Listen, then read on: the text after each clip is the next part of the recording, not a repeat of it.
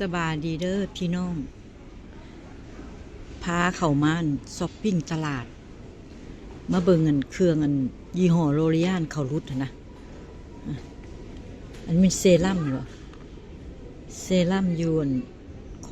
ของยี่ห้อโรลิอานราคา24 25 เหรียญกับประมาณเงินบาทเนาะ1,200 บาทเหลือเท่านี้เหลือ17 เหรียญ 50ยี่ห้อโรลิอานนี่ก็ใส่ดีเลยพี่น้องแล้วแต่ว่าใบหน้าผู้ใดถูกหรือบ่ถูก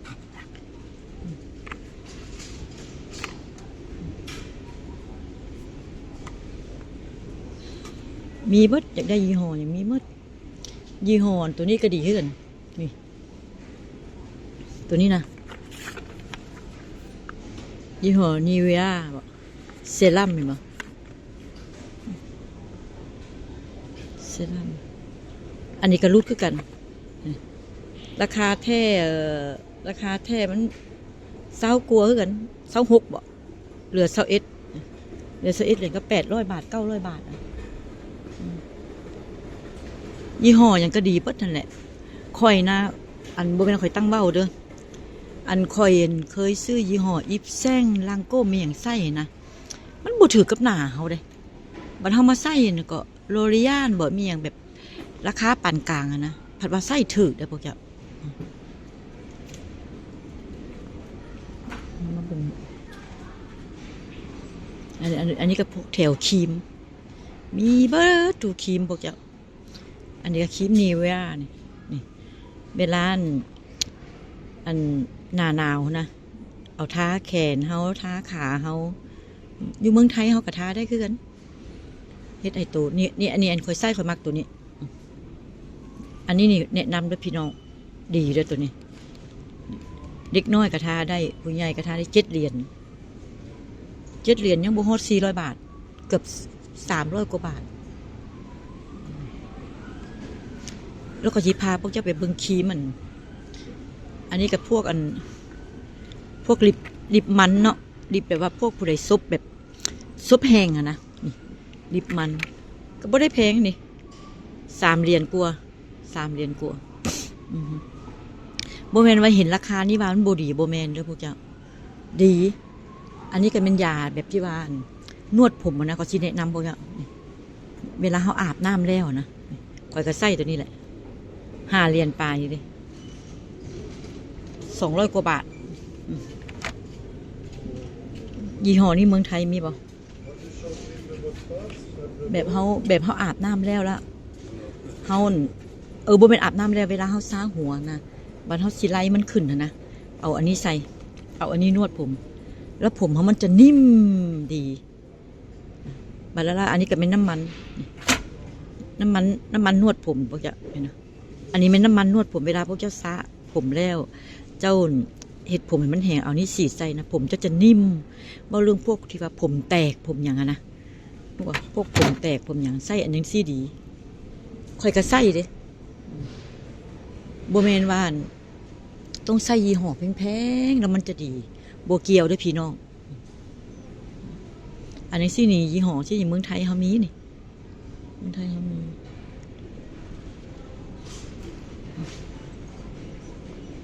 มีเบิดแหละนี่น้ำมันบักพร้าวนี่ก็ดีนี่5 เหรียญค่อยก็ใส่อยู่เลยอันนี้ก็พวกอันเครื่องแต่งหน้านี่บ่แนะนำปานใดเครื่องแต่งหน้านี่คันสิซื้อแท้ก็ซื้อยี่ห้อโรลิอานนี่เด้ลิปสติกก็ซื้ออยู่นี่แหละลิปสติกยี่ห้อโรลิอานก็13 เหรียญก็500 บาทนี่หลอดนี่ยี่ห้อโรลิอาน500 บาทอันนี้500ดีพาให้ปากเขานิ่มเมียงนะนิ่มแล้วปากบ่แตกเมียงนะค่อยก็ใส่แต่ของอันยี่ห้อโรลิอานเนี่ยแล้วซุมมาเว้าเถาะว่าลังโก้เมียงแล้วแต่คนบางคนเขาคิดว่าโอ้ยยี่ห้อลังโก้บ่อิฟแซงดีเฉพาะหน้าบ่เกี่ยวคนเฮามันก็ไปตามอายุแล้วพี่น้องพวกเจ้าว่าบ่ ขันอยากให้หน้าเข่งหน้าตึงพุละก็ไปผ่าตัดหน้านวดหน้าโยทบหน้าเนาะพวกเจ้าว่าบอกอันนี้ก็เป็นพวกยานซาผมนี่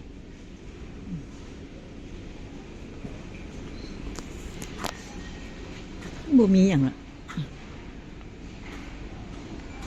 อันนี้ก็พวกยาย้อมผมด้วยที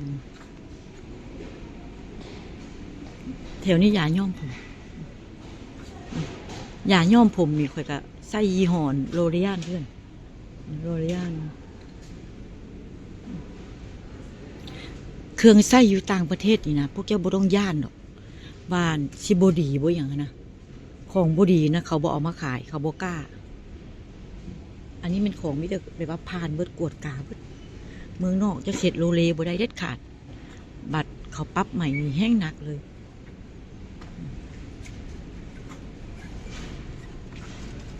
นี่อันนี้ก็อย่างน้ำมันบักพร้าว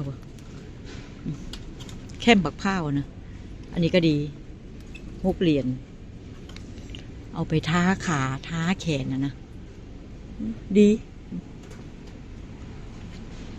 อันนี้ยาซาผมข่อยก็ใส่ยี่ห้อนี่แหละ6 เหรียญ600 กว่าบาทขวดนี้600 กว่าบาท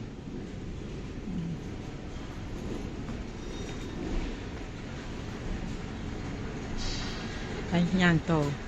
ตลาดนี่บ่ได้ไกลจากบ้านข่อยตลาดนี่อยู่ใกล้ๆบ้านข่อยย่างมากอะ4 นาทีบ่ฮอดซ้ำแต่ว่าข่อยบ่เคยย่างมาหรอกข่อยเอารถมาเพื่อข่อยบัตรข่อยเจออย่างข่อยก็ซื้อนะอันแบบเป็นซี่ผมก็เฮ็ดให้เด้ซื้อไปเขาซื้อเป็นของฝากกันนะแบบนี้นะมันก็มีแบบว่ายาอย่างยาล้างหน้ายานวดผมมีครบเซ็กว่าใช่ไหม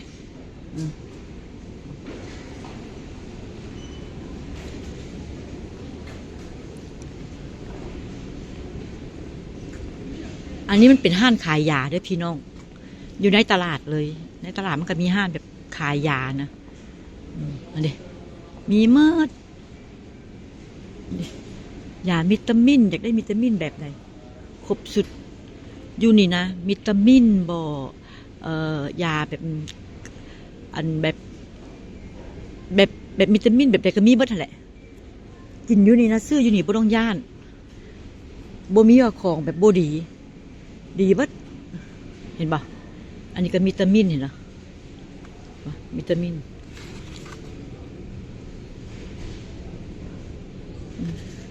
ครบเซ็กพวกเจ้านี่